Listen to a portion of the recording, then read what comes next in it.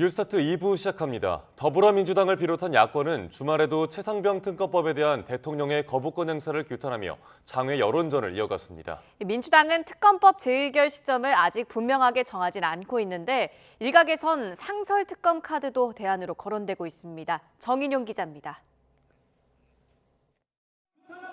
민주당과 조국혁신당 등 야당과 시민사회단체가 서울 광화문 광장에 집결했습니다. 최상병 특검법의 거부권을 행사한 윤석열 대통령을 거부한다며 장외 집회에 나선 겁니다. 대통령이 거부한 것은 대한민국의 주인인 국민의 명령입니다. 국민의 명령을 이행하지 않는 대통령은 대통령 자격이 없습니다. 민주당 이재명, 김지수 후보 등 당권 주자들과 최고위원 후보들도 참석해 힘을 실었습니다. 대여 공세 수위를 끌어올리고 있지만 민주당은 국회로 돌아온 특검법 재의결 시점은 아직 특정하지 않고 있습니다. 언제까지 표결에 붙여야 한다는 시한이 없어서 최적의 시점을 저울질하고 있는 겁니다. 정확하게 그 날짜를 어느 날짜다라고 지금 정해진다기보다 상황을 좀 입체적이고 한편으로는 좀 탄력적으로 좀 그 시점을 좀 보고 있다. 특히 특검법 가결을 위해 여당에서 최소 8명 이탈표가 나와야 하는 만큼 새 지도부가 들어서게 되는 여당 전당대회가 주요 변수입니다. 이런 가운데 부결 가능성에 대비한 상설 특검 카드도 대안으로 거론되고 있습니다. 별도 법안으로 추진하는 특검에 비해 수사 기간이 짧고 규모도 작지만 이미 있는 법을 활용하는 거라 대통령의 거부권 행사를 무력화할 수 있기 때문입니다. 여기에 특검 후보자 추천위원회 구성 과정에 여당을 배제하도록 국회 규칙을 고치는 방안까지 거론됩니다.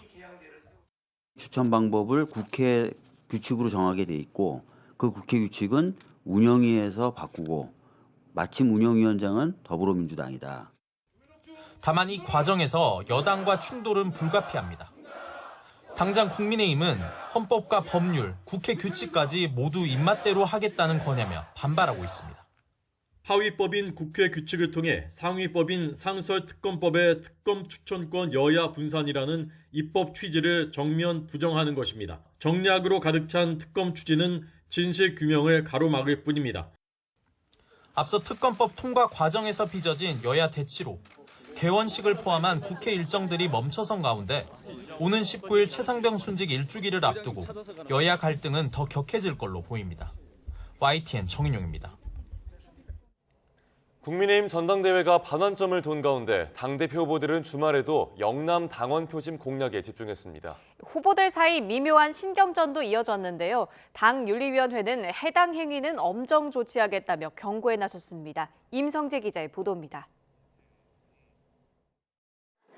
국민의힘 나경원, 원희룡, 한동훈 당대표 후보가 당원 40%가 집중된 영남을 연이틀 찾았습니다.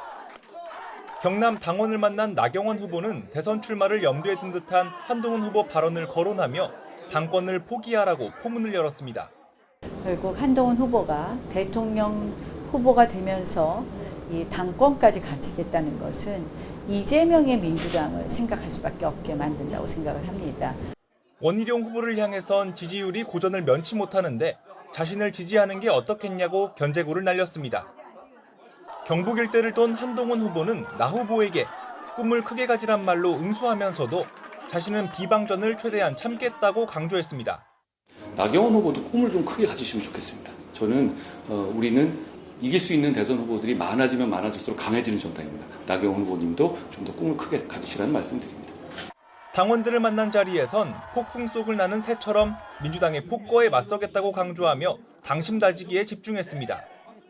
경북과 부산을 찾은 원희룡 후보는 한 후보에 대한 직접적인 비난은 자제했습니다. 대신 총선 참패 원인을 규명하는 백서를 서둘러 발간해야 한다며 애둘러 한 후보를 겨냥했습니다. 나 후보를 향해서도 자신을 돕게 될 거란 말을 남기며 미묘한 신경전을 벌였습니다. 윤상현 후보는 다른 후보들과 달리 서울에 머물며 언론 인터뷰에 집중했습니다. 최근 사천 논란과 문자 무시 논란이 불거진 건 총선 백서가 없어서라며 한 후보 견제에 힘을 실었습니다. 총선 백서를 빨리 발간하는 게 하나의 유효한 방법이 될 수 있다라고 보고요. 대통령이나 정부나 여당이 여러 가지 국민적인 기대에 부응하도록. 이런 가운데 당 윤리위원회도 최근 전당대회 과열 분위기에 우려를 표하며 엄중 경고에 나섰습니다. 윤리위원회 규정 제20조 위반 행위에 대하여 당원 당규에 따라 주어진 권한으로 엄정하게 조치할 것이다. 당권자들이 상호 비방을 자제하며 전당대회 진흙탕 싸움은 잠시 소강 상태를 보였습니다. 하지만 오는 16일 세 번째 TV토론회에서 후보 간 공방이 다시 불붙을 가능성은 여전합니다. YTN 임성재입니다. 국민의힘 당권 경쟁이 반환점을 돈 가운데 당대표 후보 4명은 지역 당원과 만나거나 언론 인터뷰 등을 통해 저마다 지지를 호소합니다. 나경원 후보는 제주에 이어 울산과 부산 지역 당원들을 만나고 한동훈 후보는 충청과 대전 지역에서 당원 간담회를 합니다. 윤상현 후보는 어제에 이어 오늘도 언론 인터뷰 일정에 집중하고 원희룡 후보는 비공개 일정을 소화하며 향후 선거 전략을 구상할 예정입니다. 더불어민주당은 오늘 13명이 도전장을 낸 최고위원 경선에서 후보를 8명으로 압축하는 예비 경선을 진행합니다. 본선 진출자 8명은 국회의원과 광역단체장 등 중앙위원 투표 50%와 권리당원 온라인 투표 50%를 합산한 결과로 정해집니다. 민주당은 다음 달 18일 전당대회에서 차기 최고위원 5명을 최종 선출할 예정입니다.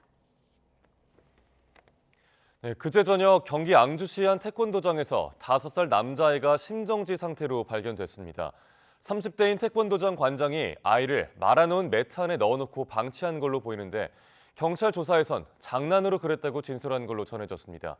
경찰은 아동학대 증상에 혐의를 적용해 구속영장을 신청했습니다. 이승배 기자가 보도합니다. 유치부 아이들을 대상으로 태권도 수업이 진행되던 저녁 시간, 태권도장 관장이 갑자기 5살짜리 아이를 데리고 뛰쳐나왔습니다. 그리고는 아이를 업고 같은 건물에 있는 의원급 병원으로 향했습니다. 당시 아이는 심정지 상태였던 것으로 알려졌습니다.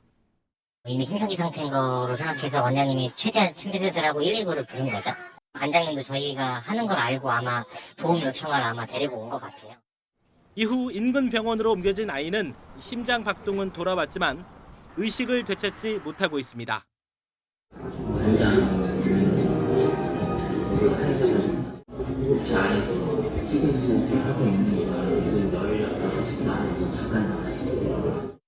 경찰은 병원에서 관장 30대 A씨를 긴급 체포했습니다. 경찰은 A씨가 말아서 세워놓은 네트 안에 아이를 거꾸로 세워 넣어놓고 10분 이상 방치한 것으로 파악했습니다. 그런데 A씨는 경찰 조사에서 장난으로 그랬다고 진술한 것으로 전해졌습니다. 또 아이를 병원으로 옮긴 뒤 태권도장 내부 CCTV 영상을 삭제한 정황도 경찰에 포착됐습니다. 평소에도 이 아이를 학대한 정황이 있다는 진술을 확보한 경찰은 A씨에 대해 아동학대 처벌법상 아동학대 중상해 혐의로 구속영장을 신청하고 신병을 확보해 조사를 이어나갈 방침입니다. YTN 이승배입니다. 오늘 새벽 2시 40분쯤 경기 화성시 정남면에 있는 플라스틱 제품 제조 공장에서 불이 나 소방당국이 진화 작업을 벌이고 있습니다. 이 불로 지금까지 인명피해는 없는 걸로 알려졌지만 건물 2개 동이 모두 탔습니다. 소방당국은 인근으로 불이 확산하는 걸 막기 위해 인력 60여 명과 차량 20여 대를 투입했고 불이 꺼진 뒤 정확한 화재 원인을 조사할 예정입니다. 어젯밤 10시 20분쯤 전북 김제시 금구면 호남고속도로 순천 방향 김제나들목 인근에서 1톤 화물차가 승용차를 들이받고 뒤집혔습니다. 이 사고로 60대 화물차 운전자가 다쳐 병원으로 옮겨졌고 화물차 적재함에 있던 대리석이 도로에 쏟아졌습니다. 또 낙하물을 피하려다 차량 2대가 서로 부딪히는 등 2차 사고까지 일어나 2시간가량 극심한 차량 정체가 이어졌습니다. 경찰은 특수 차량을 이용해 떨어진 대리석들을 치우고 운전자 등을 상대로 정확한 사고 원인을 조사하고 있습니다. 술에 취한 30대 여성 3명이 하천에 뛰어들었다가 구조됐습니다. 충북 청주 상당경찰서는 어젯밤 10시쯤 충북 청주시 방서동 무심천에 만취한 여성 3명이 들어갔다는 신고가 접수돼 소방당국과 구조작업을 벌였다고 밝혔습니다. 충북소방본부도 특수구조단을 포함해 소방대원 30명가량을 구조작업에 투입했고 이후 여성 2명을 구조했습니다. 경찰은 구조된 여성들이 술에 취해 횡설수설하는 등 의사소통이 어려워 일단 귀가 조치하고 조만간 다시 불러 정확한 경위를 조사할 예정입니다. 생활비를 주며 자신을 보살펴준 어머니를 살해한 50대 남성이 항소심에서 징역 27년을 선고받았습니다. 재판부는 폐륜의 정도가 극에 달한 범행이라며 1심보다 더 무거운 형을 선고했습니다. 김다현 기자가 보도합니다. 50대 남성 이모 씨는 지난해 9월 집을 청소해주기 위해 찾아온 70대 어머니를 무참히 폭행했습니다. 평소에도 생활비가 적다는 이유로 행패를 부렸던 이 씨는 어머니의 얼굴과 가슴을 수차례 때렸고 결국 어머니는 그 자리에서 숨졌습니다. 그런데 이 씨는 며칠 후 친형에게 범행이 발각되기 전까지 어머니 시신 옆에서 잠을 자거나 TV를 보는 등 태연하게 행동했습니다. 지난 4월 1심 재판부는 징역 22년을 선고했습니다. 특히 어머니가 요양보호사로 일하며 성실히 생계를 이어왔고 아들의 폭력적인 성향이 드러날까 걱정하며 돌보기 위해 노력했는데도 이 씨는 죄책감은커녕 애도의 감정조차 보이지 않는다고 지적했습니다. 검사와 이 씨 측 모두 불복해 이어진 항소심에서 재판부는 더 무거운 형을 선고했습니다. 재판부는 이 씨가 범행을 저지른 후에도 최소한의 구호 조치 등 인간으로서 마땅히 해야 할 도리를 전혀 하지 않았다고 질타했습니다. 또 폐륜의 정도가 극에 달한 범행으로 1심형은 지나치게 가벼워 부당하다며 1심보다 5년 늘어난 징역 27년을 선고했습니다. 수사와 재판 과정에서 어머니가 자신에게 살해 누명을 씌웠다는 등 반성 대신 변명을 택했던 이 씨는 항소심에서도 중형을 피하지 못했습니다. YTN 김다현입니다. 이스라엘군이 팔레스타인 피난민이 몰려있는 가자지구 남부 도시 칸 유니스를 공격해 수백 명이 숨지거나 다쳤습니다. 이스라엘은 이번 공격은 하마스 지휘관을 겨냥한 거라고 주장했는데 하마스는 사상자는 모두 민간인이라고 반박했습니다. 홍주혜 기자가 보도합니다. 분화구처럼 푹 파인 땅. 건물은 뼈대만 남았고 완전히 타버린 차에선 여전히 연기가 피어오릅니다. 이스라엘군이 팔레스타인 피난민이 몰려있는 가자 남부 칸 유니스를 공격했습니다. 미사일 여러 발이 이스라엘이 지정한 인도주의 구역 안으로 떨어졌습니다. هذا منطقة آمنة كلها نازحين من الشمال من جباليا من غزة كلها منطقة نازحين أطفال كلهم استشهدوا هنا أطفال صرنا نلم قطعهم في إيدينا. 가자지구 보건부는 이번 공습으로 수백 명이 숨지거나 다쳤다고 밝혔습니다. 사상자들은 포화 상태가 된 지 오래인 인근 나세르 병원으로 옮겨졌습니다. Now we are unable inside the hospital to deal with any more cases because all the hospital beds are full. In addition, the floors of the hospital are full of cases on the ground. 이스라엘군은 하마스 지휘부를 제거할 목적으로 작전을 벌였다고 밝혔습니다. 특히 하마스 알카삼 여단 사령관 무함마드 데이프를 노렸다고 설명했습니다. 데이프는 지난해 10월 7일 하마스의 이스라엘 기습 공격에서 중추적인 역할을 한 것으로 알려진 인물입니다. 그러나 하마스는 이스라엘의 주장은 공격을 정당화하기 위한 거짓말이라며 희생자들은 모두 민간인이라고 반박했습니다. 무엇보다 최근 이스라엘이 가자 난민촌 공습을 이어가는 상황은 휴전 협상에서 악재로 작용할 가능성이 커 보입니다. YTN 홍주혜입니다. 나이지리아에서 발생한 학교 건물 붕괴 사고 사망자가 22명으로 늘어났습니다. 현지 시간 12일 오전 8시 반쯤 나이지리아 중북부 플레토주 세인트 아카데미 학교 건물이 무너졌습니다. 이 사고로 학생 154명이 잔해에 갇혔고 이 가운데 132명은 구조돼 병원으로 옮겨졌지만 22명은 숨졌다고 현지 경찰은 밝혔습니다. 학생들이 수업을 듣기 위해 학교에 도착한 직후 건물이 무너지면서 사상자 규모가 커진 것으로 나타났습니다. 2024 파리올림픽 개막을 앞두고 일부 수용 종목이 치러지는 센강 수질을 둘러싼 논란이 이어지고 있습니다.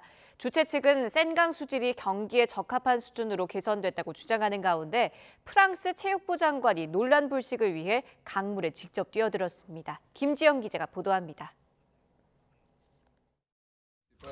유명 테니스 선수 출신인 아멜리 우데아 카스테라 프랑스 체육부 장관. 전신 수영복에 수모까지 쓰고 카메라 앞에 섰습니다. 도쿄 패럴림픽 철인 3종 금메달리스트와 함께 센강에 입수해 수영하는 모습을 공개했습니다.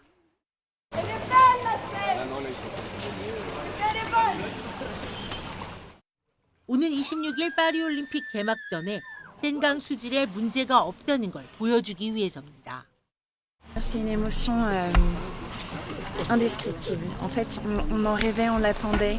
Il y a un travail monumental qui a été fait depuis des années par tout un collectif de gens et on va y arriver. Grâce au jeu, on va être au rendez-vous de cette baignabilité. 이번 올림픽과 패럴림픽 기간, 센강의 알렉산드르 3세 다리와 알마 다리 구간에서는 철인 3종 수영 경기와 수영 마라톤으로 불리는 오픈워터 스위밍이 치러집니다. 하지만 센강 수질이 수영 경기를 개최하기에 적절치 않다는 문제 제기가 이어졌습니다. 파리 하수 시스템이 노후화되면서 비가 자주 내린 지난달까지도 센강으로 오폐수가 흘러들어와 기준치 이상의 대장균과 장구균이 검출됐기 때문입니다. 이런 물에서 수영할 경우 위장염이나 결막염, 외이염, 피부 질환에 노출될 위험이 있습니다. I hope there won't be too much rain because it's damaging the quality of the water. So personally, I wouldn't. But if the scientists say it's okay, well, why not? 파리시는 센강의 수질이 수영 경기에 적합한 수준으로 개선됐다고 밝혔습니다. 그동안 미뤄진 이달고 파리시장의 수영 시범 일정도 오는 17일로 확정됐습니다. 하지만 수질 오염 탓에 1923년부터 입수가 금지되어 온 센강에서 수영 경기가 제대로 진행되려면 아직 날씨 등 변수가 많이 남아있다는 지적입니다. YTN 김지영입니다. 중국의 최고급 술 마오타이주를 가짜로 만들어 팔던 일당이 인터넷 생방송 판매에 나섰다가 덜미를 잡혔습니다. 최근 식용유를 유조차로 옮겨온 업계 관행이 폭로되면서 먹거리 안전 문제가 또다시 도마 위에 오르기도 했습니다. 베이징 강정규 특파원입니다. 라이브 커머스 방송 일명 라방에 중국의 최고급 명주 마오타이 특별판이 떴습니다. 시중에선 한 병 평균 40만 원이 넘지만 한정 수량이라며 10분의 1도 안 되는 값에 팝니다. 今天我们家有这个酒的代理权，我们有这个销售权，我们就能拿出来给大家做活动。什么叫出口版的飞毛？都知道出口版的要求比国内版的要求要高。 이런 수상한 라방, 결국 공안에 덜미를 잡혔습니다. 드럼통에 담긴 2,000원짜리 싸구려 술을 마오타이주로 둔갑시켜 팔았던 겁니다. 현장에서 압수한 물량만 29종, 2만 병이 넘습니다. 겉보기에 진품과 구별하기 어려울 만큼 비슷한 건 20만 원을 호가합니다. 위조 비용의 80%는 포장재 값, 배보다 배꼽이 더 큰 셈입니다. 很多的酒瓶啊都是回收一些废弃的酒瓶，还有一些包材，都和一些生活垃圾堆在一块儿，苍蝇满天飞，环境卫生可以说是脏乱差。 이런 짝퉁 마오타이주는 중국 전역에 150억 원어치 넘게 팔렸습니다. 술의 맛과 향보단 체면을 중시하는 탓에 가짜란 걸 알고도 사 먹는 경우가 많았습니다. 是因为这些酒打上了这些名字，这些客服呢拿过去之后忽悠一些人啊，或者做一些面子上的工程。 반복 단속에도 기승을 부리는 짝퉁 상품에 더해 먹거리 안전 문제도 끊이지 않습니다. 최근엔 식용 기름을 유조차로 옮기는 업계 관행이 폭로되면서 파장이 커지고 있습니다. 당국이 조사에 착수한 가운데 직영 운송이라 안전하다는 식용유는 사재기 현상까지 나타났습니다. 베이징에서 YTN 강정규입니다. 미국과 중국 간 긴장 완화의 상징 판다 외교가 부활해 관심을 끌고 있습니다. 보름 전 미국 동물원에 보내진 자이언트 판다 한 쌍의 모습이 공개됐는데요. 판다 외교로 인한 훈풍이 미국 정가나 경제기술 분야로 확대할지는 미지수입니다. 이광현 기자가 보도합니다. 맑은 눈망울로 수줍게 풀잎을 물고 있는 자이언트 판다입니다. 건강한 모습의 5살 윈천과 4살 신바오. 지난달 중국 스촨성 야안 기지를 떠나 홍콩을 거쳐 미국 샌디에이고 동물원에서 살게 됐습니다. 大熊猫云川、新宝已于今晨搭乘包机前往美国圣迭戈动物园。中美双方按照大熊猫国际保护合作的相关要求和技术标准，做好了各项准备，确保它们飞行期间健康安全。 두 마리 판다는 앞으로 10년간 미국에 머물 예정입니다. 한때 미중 관계 악화로 명맥이 끊길 뻔했던 판다 외교에 다시 시동을 건 것은 바로 시진핑 중국 국가주석입니다. 大熊猫是中美人民的友谊使者，我们愿意继续同美国开展大熊猫保护合作，努力满足加州人民的愿望，增进两国人民的友好感情。 재개된 판다 외교로 모두 6마리의 판다가 미국살이 나설 것으로 보이는데 반세기 전 중국 판다가 최초로 도착했던 워싱턴 스미소니언 국립동물원에도 연말쯤 판다들이 보내질 예정입니다. Can't wait to celebrate this historic moment here in our nation's capital. Join us. It's official. The pandas are coming back to DC. 영부인까지 나서서 판다의 귀환을 알린 만큼 미국은 대체로 들떠있는 분위기지만 대선 앞둔 미국 정가나 경제 분야는 사뭇 다릅니다. 경쟁적으로 중국 견제용 법안과 대선 공약들이 쏟아지고 있고 미국 정부는 중국산 전기차 관세를 인상하겠다고 벼르고 있기 때문입니다. 여전한 미중 패권 경쟁 속에 판다 외교가 진정한 대탕질을 실현할지는 미지수입니다. YTN 이광현입니다. 폭우에 폭염까지 기록적인 날씨가 이어지면서 밥상 물가도 들썩이고 있습니다. 특히 쉽게 무르는 상추 같은 채소류를 중심으로 가격이 크게 올랐습니다. 최하영 기자가 보도합니다. 채소 가게에 상추를 사러 온 손님.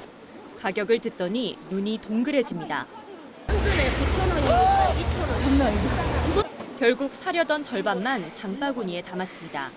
상추가 한 근에 뭐 한 3,000원? 뭐 2,500원 막 이랬었거든요. 근데 지금 물어보니까 9,000원이라고 그래서 너무 비싸요. 깜짝 놀랐어요. 최근 쏟아진 폭우에 밥상 물가가 들썩이고 있습니다. 주로 잎채소가 일시적으로 급등했습니다. 실제로 청상추 도매 가격은 4kg 기준으로 39,000원대에서 68,000원대로 하루 만에 무려 77%나 올랐습니다. 또 깻잎도 100속에 33,000원대로 하루 사이 33%나 비싸졌습니다. 배추, 무, 쑥갓, 시금치 모두 다 그런 것들이 많이 비싸요, 지금. 소비자들이 많이 힘들 거예요, 지금 야채를 구매한다는 게. 이번 폭우로 물에 잠긴 농작물 면적은 축구장 15,000개 크기에 달합니다. 제철을 맞은 수박과 포도, 참외 같은 과일도 피해를 봤습니다. 이와 함께 가축 76만 7천 마리가 폐사했는데 대부분은 닭과 같은 가금류였습니다. 물가 문제의 가장 큰 변수가 소위 말하는 이제 이상기후에 따른 그 기후플레이션 문제하고요. 계속되는 어떤 소위 말하는 그 농산물발 고물가 문제가 나타날 수 있을 것으로 보입니다. 폭우와 폭염을 오가는 변덕스러운 날씨에 당분간 밥상 물가는 계속 요동칠 전망입니다. YTN 최하영입니다. 이번 주 국내 주유소 휘발유와 경유의 주간 평균 판매 가격이 3주 연속 동반 상승했습니다. 한국석유공사 유가정보 시스템 오피넷을 보면 7월 둘째 주 전국 주유소 휘발유 평균 판매가는 직전주 대비 리터당 24.3원 상승한 1,706.6원을 기록했습니다. 휘발유 가격은 6월 셋째 주 이후 3주 연속 올랐고 5월 셋째 주 이후 8주 만에 다시 평균 1,700원을 넘었습니다. 경유 평균 판매 가격 역시 6월 셋째 주 이후 3주 연속 상승세를 타면서 리터당 25.5원 오른 1,540.6원을 기록했습니다. 지난주까지 4주 연속 오른 국제유가는 이번 주에는 중국 경기 지표 부진, 중동 지정학 리스크 완화 등의 영향으로 하락했습니다. 중동 분쟁과 미중 무역 갈등으로 글로벌 해상 운임이 고공행진을 이어가고 있습니다. 국내 해운사들은 실적 기대감이 높아졌지만 중소수출 기업들은 늘어난 운송 비용에 배를 구하기조차 어려운 상황입니다. 박기환 기자가 보도합니다. 국제해상항로의 운임 수준을 나타내는 상하이 컨테이너 운임지수. 7월 첫 주까지 13주 연속 상승세를 이어가며 2022년 8월 이후 23개월 만에 최고치를 기록했지만 지난주 들어 소폭 하락했습니다. 하지만 여전히 1년 전보다 4배, 연초보다는 2배가 넘는 높은 수준입니다. 지난주 초 부산항을 기준으로 한 컨테이너 해상 운임 비용은 13개 항로 가운데 12개 항로가 오르면서 12주 연속 상승세를 이어갔습니다. 가장 큰 원인은 중동 분쟁과 미중 무역 갈등입니다. 예멘 후티 반군이 홍해에서 상선을 공격해 유럽의 관문 수에즈 운하가 막혔고 아프리카 희망봉을 돌아서 가야 하는 만큼 비용이 늘어났습니다. 여기에 미국이 중국에 대한 높은 관세를 예고하면서 중국에서 미국으로 향하는 백길도 중국산 밀어내기 제품으로 포화 상태입니다. 최근에 미 수요 개선 등으로 컨테이너 운임이 전년 대비해서 평균 한 2배 이상, 그리고 연초 대비해서 3배 이상 급등한 걸로 나오고 있고요. 아프리카, 남미까지 항로의 전항로의 상승세가 심화되고 있는 상황입니다. 당장 우리 해운업계에선 실적 기대감이 높아졌습니다. 운임이 급등하기 시작하던 지난 1분기, 지난해 말과 비교해 최대 800% 넘는 영업이익을 기록했고 2분기에도 높은 실적이 전망되고 있습니다. 문제는 중소수출업체들입니다. 대기업의 경우 장기 계약을 맺어 해상 운임 변동에 큰 영향이 덜하지만 중소기업들은 운송 비용 부담에 더해 납기 날짜를 맞추기도 어려울 정도입니다. 물류비 인상이 가장 큰 어려움으로 되고 있고요. 또 한 가지는 지금 선복이 부족하기 때문에 그 선복 마련하는 데 어려움을 겪고 있습니다. 그래서 예를 들어서 지금 선복이 지연되기 때문에 수출 납기를 못 마치는 경우도 있고요. 정부는 유관기관들과 함께 중소업체들을 위한 선적을 마련하고 바우처를 조기 지급하고 있습니다. 하지만 물동량이 많은 하반기에도 해상운임 가격이 좀처럼 떨어지지 않을 것이란 전망이 나오고 있어 우리 기업들의 고충은 한동안 계속될 것으로 보입니다. YTN 박견입니다. 최근 울산의 한 중학교에서 잘못 출제된 문항 때문에 기말고사를 다시 치르는 소동이 빚어졌습니다. 울산 지역 중고등학교에서 매년 출제 오류 등으로 치러지는 재시험은 약 130건으로 피해는 고스란히 학생들에게 돌아가고 있습니다.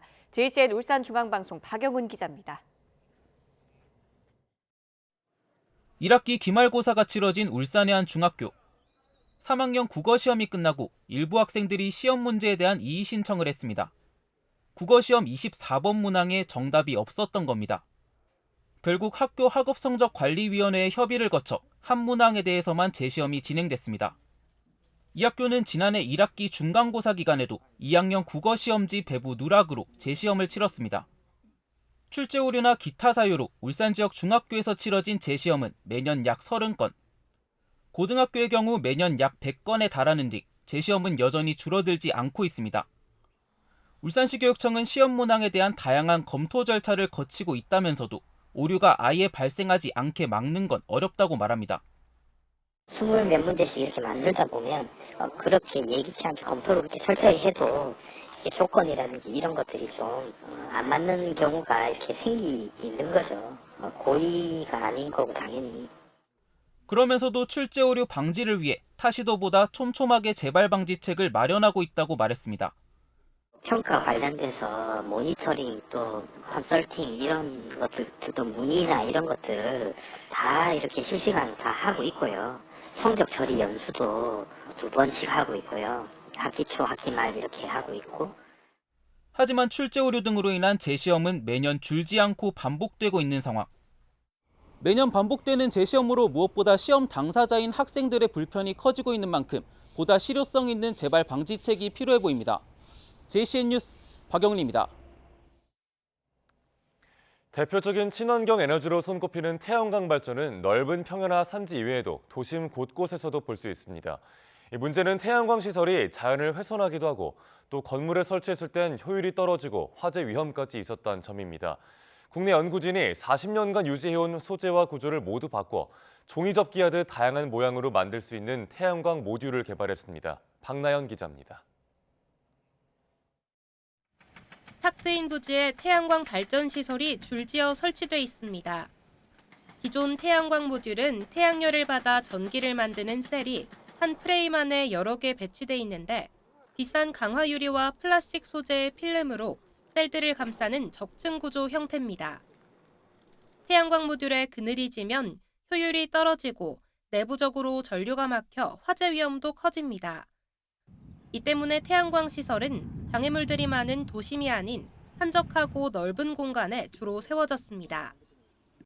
그런데 국내 연구진이 종이접기하듯 태양광 모듈을 여러 가지 형태로 만들 수 있는 기술을 개발했습니다.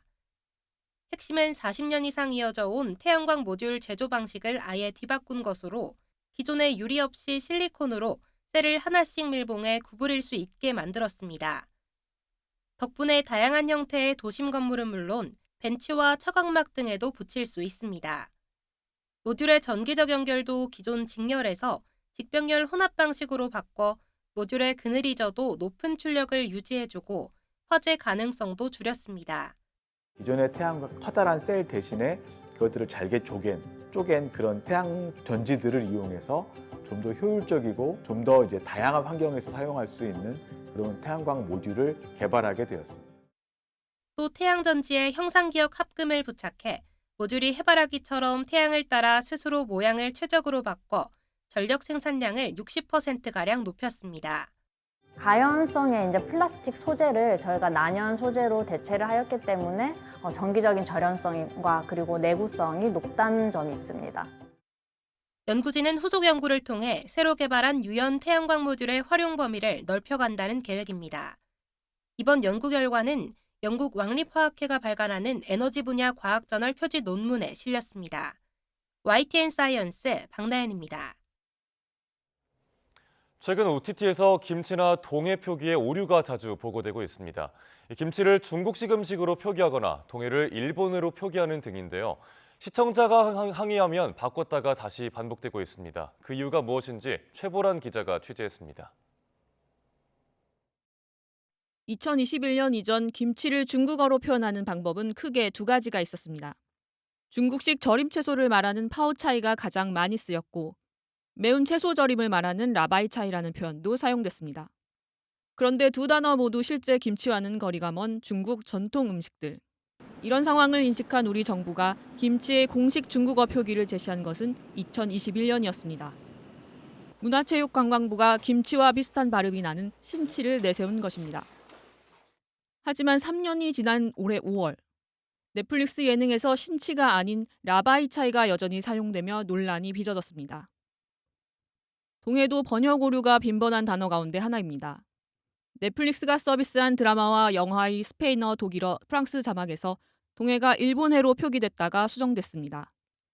왜 이런 일이 반복되는 걸까? 전문가들은 AI 번역의 도입과 검수 절차의 간소화, 그리고 전문성 부족을 원인으로 지목합니다. AI 번역이 아직까지 어떤 이제 그 있는 문화적인 특수성이라든지 아니면 정서나 이런 것들이 그러니까 좀 반영되지 않은 것들이 있는 거죠. 어떤 기관에서 그거를 어떤 걸로 하자 이렇게 한다고 해서 되는 게 아니고 한국어 그 콘텐츠를 인터넷에 많이 올려가지고 그걸 보급을 해야지 그 AI가 검색을 할 때 그걸 참조를 하게 된다. 자막 표기 오류를 막으려면 시청자의 지속적인 관심과 개선 요구가 필요합니다. 김치 중국어 표기 오류에 대해 한국 시청자가 먼저 확인하고 강하게 지적하자 넷플릭스가 즉각 수정하고 재발 방지를 약속한 사례도 있습니다. 우리가 비난과 비판만 할 게 아니라 이들이 이제 더 이상 이런 오역을 할 수 없도록 이런 여론을 좀 조성하고 싶었던 게 국가의 굉장히 중요한 민감한 사안에 관련돼서는 우리가 더 유심히 이 잘 번역이 돼 있는지를 확인해 보는 것도 시청자들의 역할도 굉장히 저는 중요하다는 생각이 들어서요. K 콘텐츠에 대한 세계적인 관심과 소비가 커지고 있는 상황에서 잘못된 정보가 제공되지 않도록 더 세심한 관심과 주의가 필요해 보입니다. YTN 스타 최보란입니다. 게임을 즐기는 사람을 질병에 걸린 걸로 보는 게 과연 옳은 걸까요? 세계보건기구 WHO가 게임 이용 장애를 새로운 국제 질병으로 분류했습니다. 이에 따라 국내에서도 이런 결론을 내리지 않을까 우려하는 목소리가 커지고 있습니다. 최광현 기자가 취재했습니다. PC방에서 게임을 즐기고 있는 청소년들, 출퇴근길에 스마트폰용 게임을 하는 사람들, 우리 주변에서 흔하게 볼 수 있는 모습입니다. 그런데 세계보건기구 WHO는 지난 2019년 국제질병분류코드에 게임 이용 장애를 새로 추가했습니다. 게임에 과몰입하거나 게임 중독 등 게임 이용으로 인한 질병이 존재한다는 겁니다. 세계보건기구의 질병 코드 분류가 나오면 우리나라도 이를 참고해 한국 표준 질병사인 분류를 개정합니다. 2025년 내년으로 예정되는데 게임이 질병인가라는 논란이 확산하고 있습니다.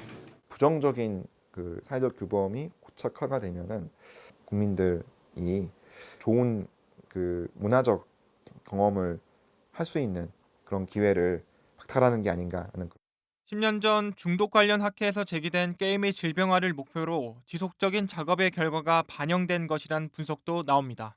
정치적 파워를 갖고 있지 않은 집단 중에서 가장 살오른 집단인 게임, 한국 게임, K게임 쪽에만 별도로 빨대를 꽂을 수 있기 때문에 중립적인 입장에서 게임과 질병 여부에 대한 국제 연구 자체가 충분하지 않다는 해외 석학들의 지적도 나옵니다. Very few studies use objective measures of engagement or look at specific mechanisms in games.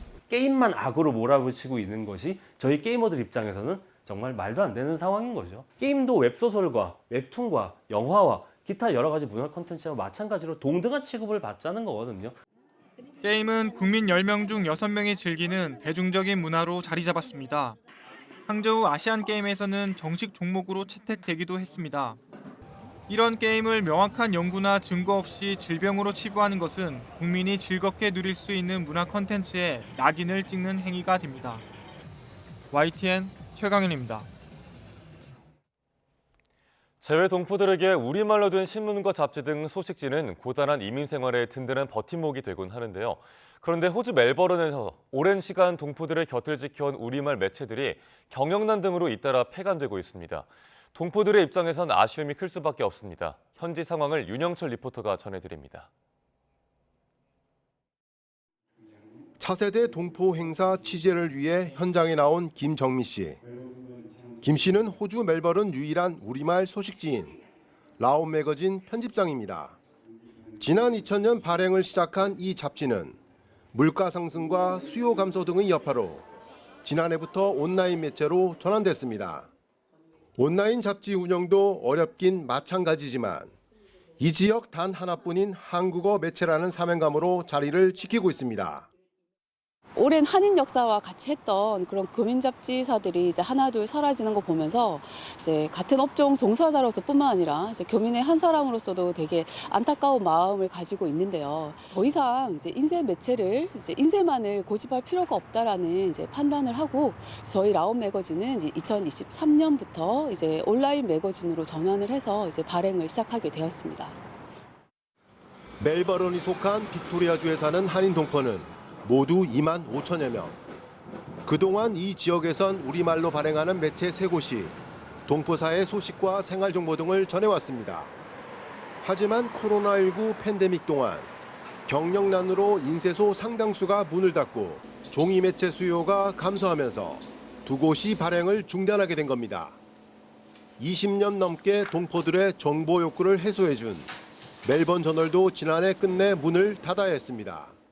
많은 것들이 온라인화되면서 그 소량의 잡지나 신문을 인쇄할 수 있는 곳들이 없어지면서 자연스럽게 폐간을 하게 됐습니다. 한 일에 24년 동안 종사를 했다는 것이 참 온 마음을 다 바쳤던 거기 때문에 많이 서운했습니다. 아쉬움이 큰 건 동포들도 마찬가지. 우리말 소식지는 고된 이민 생활에 고국을 떠올릴 수 있는 위안처였습니다. 한글로서 된 신문을 또 해외에서 보니까 그런 특히 독자 칼럼이나 생활 정보 이런 것들이 상당히 일주일에 한 번씩 기다려지는 그런 시간이었던 것 같아요.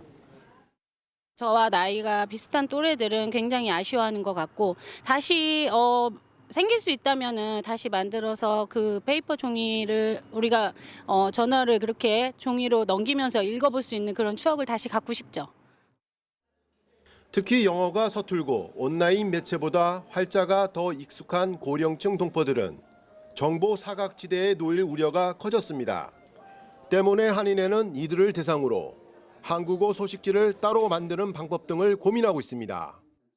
우리 한인회도 어떻게 해서 그런 그 노년층에게 알릴까. 그래서 다시 뭐 옛날처럼 월간지라도 만들어서 한인회 월간지를 만들어서 배포를 해야 되나 하는 생각도 하고 있습니다.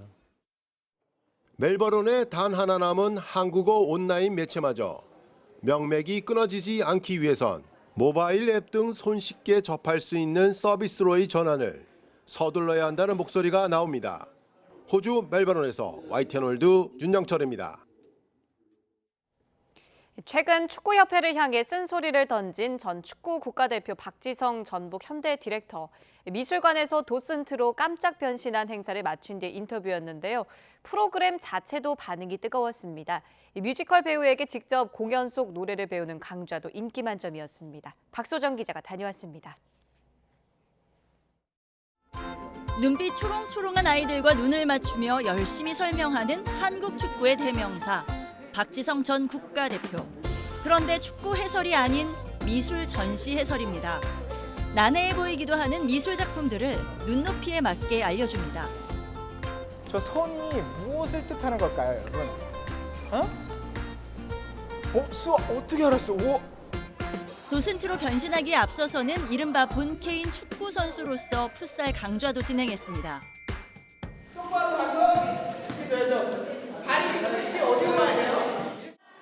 몸으로 즐기는 미술, 미술과 스포츠가 만난 기획 프로그램인데 이번 행사를 위해 미술관 한쪽에 인조 잔디까지 깔았습니다. 미술관이 이렇게 그냥 그림만 있는 게 아니라 다양한 이벤트와 신비한 뭐 그냥 그런 게 있는 것 같아요.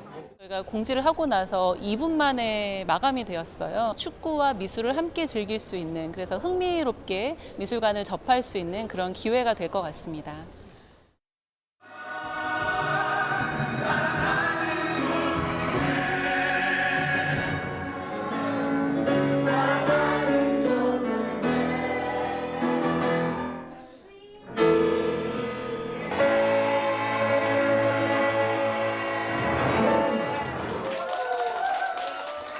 가슴이 뭉클해지는 뮤지컬 영웅의 주제곡을 어린이들이 목청껏 부릅니다. 노래를 가르쳐주는 일일 교사, 다름 아닌 공연에 등장하는 배우입니다. 안중근 의사 마지막 1년을 풀어낸 뮤지컬. 그 속에 담긴 역사 공부도 하고 나니 노래에 더욱 힘이 들어갑니다. 안중근 의사의 이 노래에 잠겨진 열정과 용기를 해낼 수 있다는 굳은 다짐이 느껴져서 좋았어요. 배우님이 해주시니까 제가 노래 실력도 뭔가 조금 는 것 같고 시간 가는지도 몰랐고 정말 왠지 이게 특별한 날이 된 것 같아요. 재미있고 친근하게 어린이 맞춤형으로 프로그램을 기획하는 시도는 전시 공연 업계에서 늘어나는 추세입니다. 저출생 시대, 미래의 잠재적 고객을 확보하려는 시도로도 읽힙니다. YTN 박수정입니다. 고 이선균 배우의 생전 마지막 작품이 지난주부터 관객과 만나고 있습니다. 함께 영화를 이끈 배우 주지우는 감정이 밀려올 때도 있다면서 이선균에 대한 그리움을 숨기지 않았는데요. 그 밖에 새로운 영화들도 김승환 기자가 소개해드립니다. 곳곳에서 안개주의보가 발효됐는데요. 뭐 하는 거야 진짜. 짙은 안개가 낀 가운데 다리 위에서 백중추돌 사고가 일어나고 통제 불가능한 실험용 개들이 갑자기 풀려나면서 벌어지는 아비규환. 올여름 개봉하는 한국 영화 가운데 가장 많은 제작비를 들인 작품이자 지난해 12월 주연인 이선균이 세상을 뜬 뒤 처음 공개되는 유작입니다. 뭐 예고편 보고 있다 보면 그냥 너무 자연스럽게 보다가 순간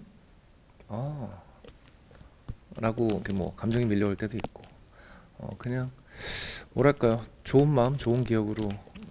지난해 칸 영화제 초청 당시보다 상영 시간을 줄여 긴박감을 더했고 과잉된 감정심도 덜어냈습니다.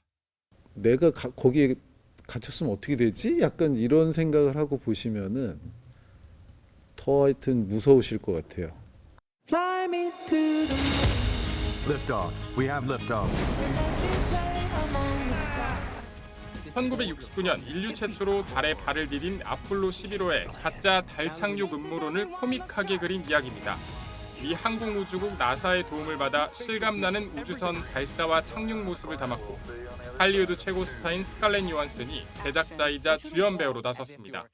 It's so unusual these days that a film is offered in theaters that has like an original story and has this kind of scope, like it's a big movie.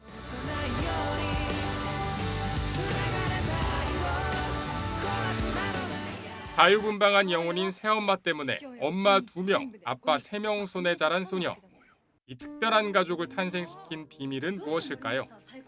일본 서점대상 수상작이자 베스트셀러 소설을 바탕으로 한 감동 드라마입니다. YTN 김승환입니다. AI의 키워드를 학습시켜 사진을 생성하면 원작과 어떤 차이가 날까요? 과학기술과 결합하며 독립된 시각예술로 발전한 프랑스 현대 사진전이 열리고 있습니다. 밤을 주제로 엮은 화제 사진전까지 김정아 기자가 보도합니다. 사진거장 만레이의 눈물. 그런데 어딘가 어색합니다. 에드워드 웨스턴의 누드 사진도 자세히 보면 손가락이 6개의 다리 굴곡도 기묘합니다. 사실 이 사진들은 프랑스 현대 사진작가 2명이 인공지능을 학습시켜 나온 결과물로 인공지능의 한계, 표절 문제 등을 지적합니다. 동굴 속 돌의 결정체를 고성능 렌즈로 확대해 찍었더니 마치 추상화 같은 사진이 완성됐고 열화상 카메라를 거친 30대 젊은 작가의 이 사진은 개성이 넘칩니다. 기록을 위한 도구, 영혼이 빠진 판박이 이미지로 천대받던 사진은 과학기술과 협력하며 현대 시각예술로 진화를 거듭했습니다. 사진은 기록을 떠나서 시각예술로서 세상을 바라보는 어떤 세상을 이해하는 그런 창이 됐다고 말씀드리고 싶습니다. 고전적 기법을 응용한 사진부터 현대적 기법을 동원한 실험적 사진까지 모두 200년 전 사진술을 발명한 프랑스의 동시대 작가들의 사진입니다. 전시 전반에는 자연에 대한 관심과 미래 환경에 대한 우려가 공통 키워드로 녹아 있습니다. 감강쥐를 놓고 오래 기다리다 밤에 지나가는 곤충을 포착했습니다. 이번에는 곤충들을 라이트박스로 유인해 촬영한 사진을 일본의 한지에 인화했습니다. 밤을 주제로 엮은 이 사진전은 밤에 특화된 동물에서 출발합니다. 밤에 더 예민해지는 감각들을 깨우기 위해 전시장 조도는 한껏 낮췄습니다. 뉴욕의 상징적 건물인 플랫아이언의 밤 풍경은 인화 기법을 달리해 회와 같은 효과를 냈고 미국 뉴멕시코의 월출을 담은 이 사진은 11단계 조도가 한 장 사진에 모두 담겨 흑백 사진의 정수로 꼽힙니다. 낮에 분출하지 못한 용막의 방을 지나 알록달록한 꿈의 방에 이르면 응축됐던 무의식이 현실인 듯 아닌 듯 자유롭게 펼쳐집니다. 누군가에겐 휴식으로, 누군가에겐 죽음으로, 또 누군가에겐 새로운 희망으로 사진 전문 미술관 뮤지엄 한미가 기록한 이번 전시는 밤 끝자락에 대한 해석을 관람자 개인의 열린 결말로 남겼습니다. YTN 김정아입니다. 프로야구 두산이 4타수 4안타 4타점으로 맹타를 휘두른 허경민을 앞세워 삼성을 8대4로 꺾고 삼성전 6연패에서 벗어났습니다. 김재환이 1회에 석점 홈런을 터뜨렸고 허경민은 8회 승부에 쐐기를 박는 2타점 적시타를 쳐내는 등 4안타 4타점으로 타선을 이끌었습니다. LG는 6이닝 무실점으로 호투한 선발 손주영을 앞세워 하나를 꺾고 4연패에서 벗어났습니다. 문보경은 6회 2점 홈런을 포함해 3안타 3타점의 맹타를 휘두르며 팀의 연패 탈출을 이끌었습니다. KT는 1대2로 끌려가던 7회 대타 오재일이 석점 홈런을 쏘아올리며 롯데를 이틀 연속 제압했습니다.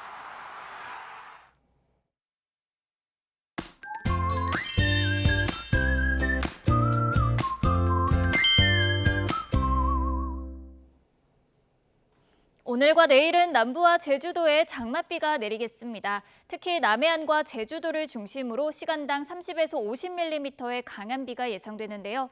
현재 경남 남해안에는 보라색의 강한 비구름이 머물고 있고요. 경남 거제에는 시간당 40mm 안팎의 장대비가 쏟아지고 있습니다.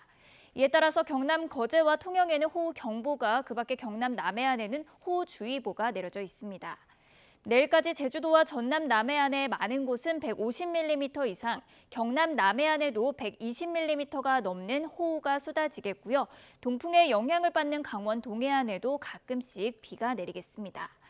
밤사이 중부와 제주도에는 열대야 수준의 밤더위가 나타났습니다. 현재 서울 기온은 25도, 대전은 23.6도, 제주도는 25.6도를 보이고 있습니다.